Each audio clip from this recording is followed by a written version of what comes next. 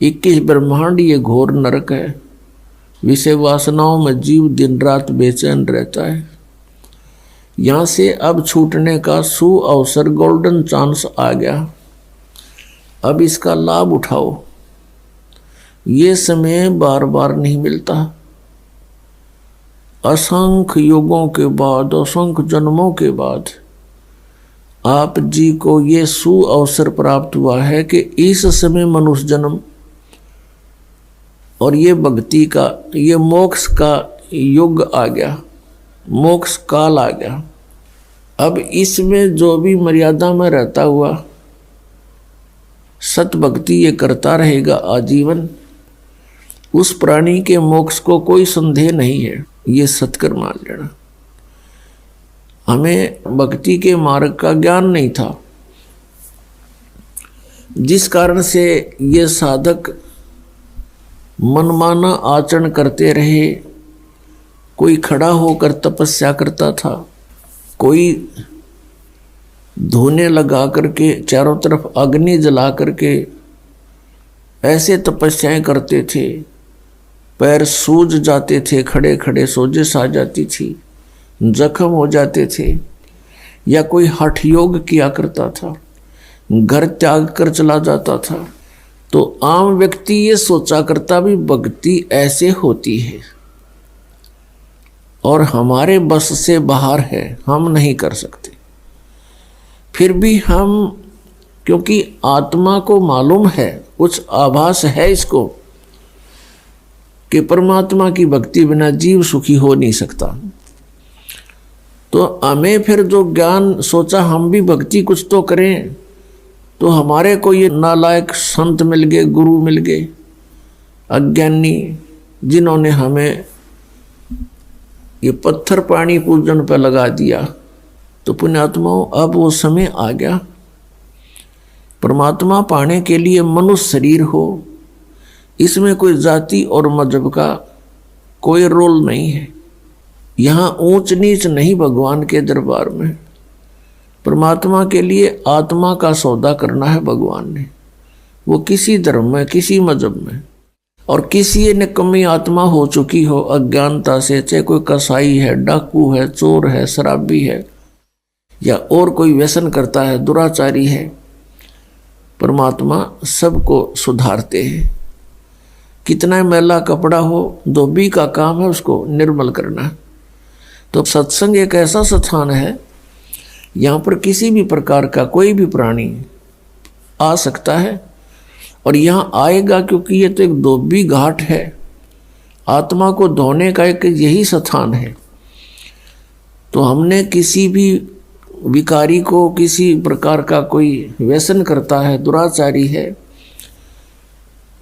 या कोई चोर डाकू ठग है, उसके प्रति हमने हेट नहीं करनी। ये नहीं सोचना कि यहाँ ऐसा व्यक्ति क्यों आ रहा है, यहाँ नहीं आवेगा तो वो सुधरेगा कैसे, उसको अपने कर्मों का पता कैसे चलेगा कि तू ऐसे जुल्म कर रहा है, इसका क्या फल होगा। तो पुण्यात्माओं, परमात्मा के पाने के लिए मनुष्य शरीर हो और चाहे किसी प्रकार का भी है, चाहे अष्टावक्र जैसा शरीर है, 8 जगह से उसमें मोड़ आगे हो, बांगा, टेढ़ा, काना, अंधा, तो वो सभी परमात्मा पा सकते हैं। क्योंकि वो अंग भंग जितने हुए हैं वो उसके पिछले पूर्व जन्म के पापों से, चाहे कोढ़ी, रोगी, किसी प्रकार का उसको दुख है, परमात्मा की भक्ति कर सकता है और परमात्मा पा सकता है। और धीरे धीरे उसके जो कष्ट है, रोग है, कोढ़ है, किसी प्रकार का भी कोई और आपत्ति है, इस भगवान की भक्ति से वो भी ठीक हो जाते हैं। तो पुण्यात्माओं, हम परमात्मा पा सकते हैं। अब वो गोल्डन चांस है, इसको स्वर्ण युग बोलते हैं, गोल्डन युग, और वो आपको मिल गया। धन है आपकी किस्मत, धन्य है आपके माता पिता जिनसे आपका जन्म हुआ। पुण्यात्माओं, ये कोई बालकों का बनाया हुआ विधान नहीं, कोई बच्चों का बताया हुआ ज्ञान नहीं, ये कोई डूम बाट के गीत नहीं, ये स्वयं परमेश्वर के द्वारा दिया हुआ ज्ञान जो दास आपको सुनाता है। और ये 100% सत्य है। हम बालक हैं, हम कब इसको सत्य मानेंगे, हमारी बुद्धि कद इसने ग्रहण करेगी, वो समय आने पर होगा। एक छोटा सा बच्चा होता है और वो उठाकर किसी वस्तु को और ये पूछता है, पिताजी ये क्या है। एक पेन उठा लेता है, वो पूछता है क्या है, किसी से भी बड़े भाई से, पिता से, माता से, वो कहता है बेटा पेन है। वो कहता है पेन है, पेन है। तो वो ये उसकी बुद्धि अभी ये स्वीकार करने योग्य नहीं है कि ये क्या चीज है, और उसमें उसको अविश्वास भी नहीं है कि मेरा पिता या भाई बहन ये जो बोल रहा है वो गलत होगा। तो उसको करता करता वहीं रखकर और खेल में लग जाता है। तो ये ऐसा ज्ञान है कि 1-2 वर्ष में तक आपकी मिटेगी। ये दास बतावेगा और आप सुनोगे, क्योंकि आप शिष्य होगे, हमारे बच्चे होगे। और बच्चे अपने माता पिता के वचनों पर अविश्वास नहीं करता, लेकिन वो बुद्धि उसकी ग्रहण नहीं कर रही अभी वो है कि। और जब वो बच्चा बुद्धिमान हो जाता है, बड़ा हो जाता है, उसका माइंड सब ज्ञान ग्रहण करने योग्य हो जाता है, फिर वो अपने आप समझ जाता है। उसको कहते हैं बेटा पेन लाना, बेटी पेन लाना, दौड़ा जाता है, पेन ले आता है वो उठा के।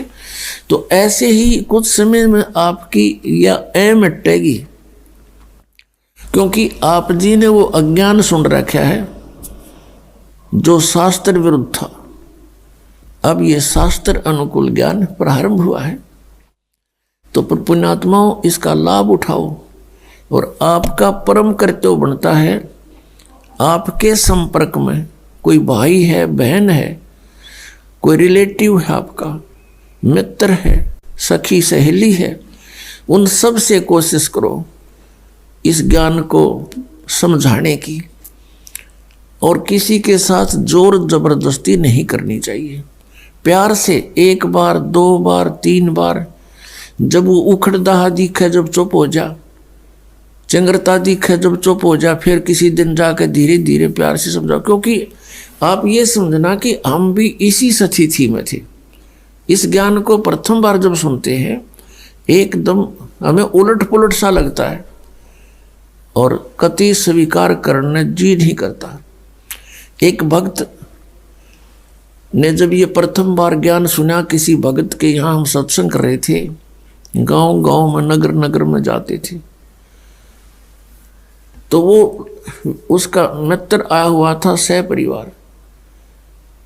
वो बाद में हम बैठ के थोड़ी सी संगत होती है, तो वो कहने लगा महाराज आपकी बातों में मुझे कति अविश्वास है, और मेरा उल्टी पड़न होगी जब आपने न्यू कहा ब्रह्मा विष्णु महेश नासवान है। और फिर वही भगत है अब औरों को बताता फिरता है कि वे सचमुच अज्ञान अंधेरे में भटक रहे थे। कहते हैं आत्म प्राण उद्धार ही ऐसा धर्म नहीं, और इससे बड़ा कोई पुण्य नहीं कि आत्मा का उद्धार करवा दे। एक मंत्री है, मुख्यमंत्री है, या कोई सेठ धनी व्यक्ति है, वो अपने मित्र को, रिलेटिव को क्या दे सकता है? 10-20 हजार रुपये दे देगा, कोई एक नौकरी लगवा देगा, या कोई ऐसा कोई कॉन्ट्रैक्ट दिवा देगा जिससे पेटे तक का काम होगा उसका, इस जन्म के एक रोजगार तक सीमित है।